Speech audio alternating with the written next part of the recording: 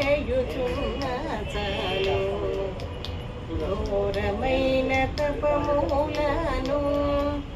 కోరనేటికే మనసు శ్రీరాముల దివ్యనామ స్మరణ సేయుచున్న చాలు ఘోరమైన తపములను